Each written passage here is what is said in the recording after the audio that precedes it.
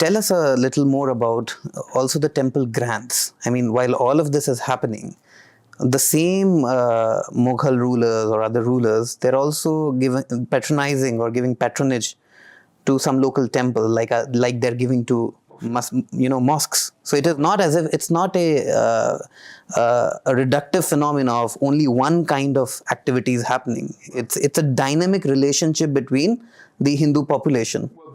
Exactly. This is what makes an empire an empire. An empire, by definition, in my view, is multicultural, multilinguistic.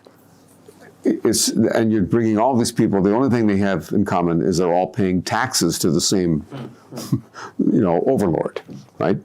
That means that the overlord has to be nice to everybody and has to dole out. I mean, the same thing happened in China. The Qing emperor, to the Buddhists, he was a bodhisattva. To the Confucian Chinese, he was a sage. And it's fascinating how this works, because Akbar began doing exactly the same thing. He wants to appear to be legitimate in the eyes of whoever is viewing him, right? And I think that's the game you're playing. And this is why it's a mistake, as we keep hearing, that the Mughals were a Muslim dynasty, as if it was only for Muslims and was made up only of Muslims. That's absolutely not true. And which is why I'm so concerned that the teaching of Mughal history is being curtailed, if not abolished.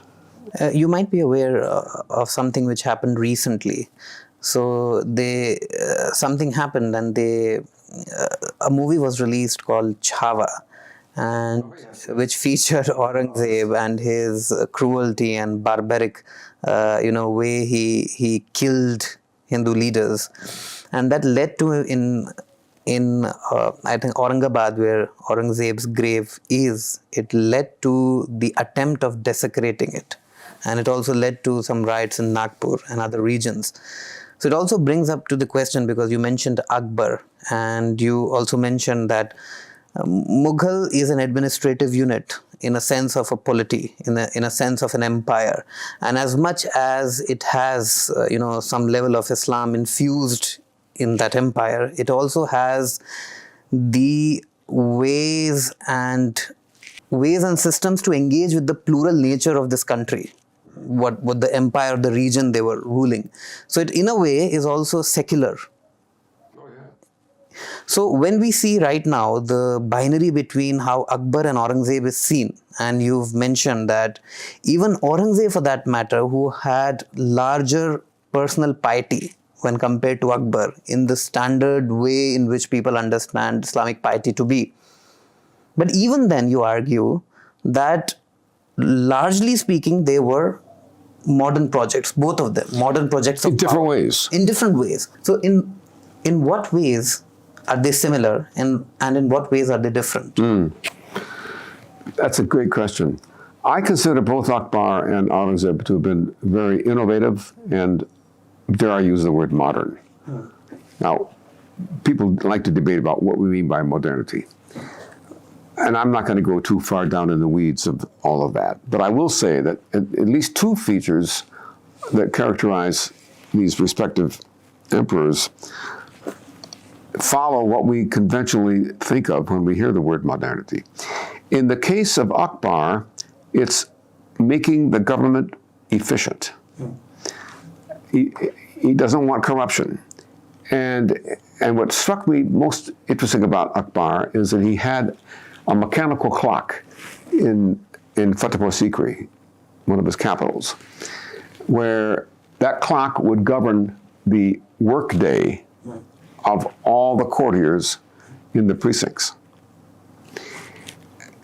And then, of course, you have the Ain Akbari by Abul Fazl, which specifies, I mean, that's not just a question of laying out and measuring each, acre of land or bigha of land, and knowing what products are being produced where, but it's the minutia of how many bushels of grain the imperial camels will receive.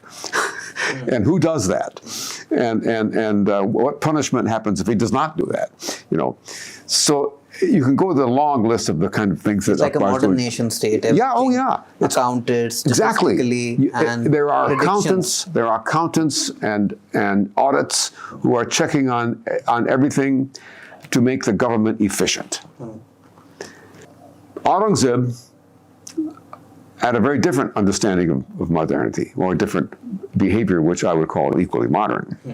And that is, he rejected the model of sovereignty that he had inherited. It goes all the way back to Timur. So you go to Babur, Humayun, Akbar, Jahangir, Shah Jahan, his father. They all had this idea of the sacred emperor. That, and in Akbar's case, it was actually a millennial emperor for a while. And the idea being that the king is somehow above all the population because they have a certain spark of divinity in them. There is a sacred It's the divine element. king idea. It's Divine king. And Aurangzeb completely rejected that. Interesting. As part of his argument with his own father, who, and there's a huge story about the tension between the prince, Aurangzeb, and the father, Shah Jahan. I mean, the father kept sending them off on military expeditions because he knew that of his four sons, he was the most capable commander. But that's not the point I want to make. The point I want to make is that more important than simply Aurangzeb's military competence and the trust that he engendered among all of his generals. I mean, it's no secret, no wonder that he defeated his older brother, Dara Shikoh. All these Rajput generals knew that Aurangzeb was the one you want to support because he's the one who is the better administrator, better commander, whereas Dara Shikoh was completely hopeless as a practical, commander or anything. He was a great free thinker, fair enough, but my point I'm going to make is that what Aurangzeb established when he comes into power was he wanted to replace the idea of a sacred king with the idea of law as being above everybody. The rule of law. The rule of law. And what he does is patronize the publication of the Fatwa Alamgiri. It's about 7 or 8 year, 9 year project. Dozens of Codification of Sharia. ulama scholars are huddled together to codify this thing, which had been a hodgepodge that was administered in very different ways in different parts of the empire. And it absolutely was used probably by Hindus more than it was by Muslims, which is fascinating. Because, this is, we all know the Sharia encompasses everything, right? And there's space there for Hindus to have their own civil affairs adjudicated through the Sharia, as anyone else would do, whether it has to do with inheritance or property questions or rental issues, all these mundane things that we all have to deal with.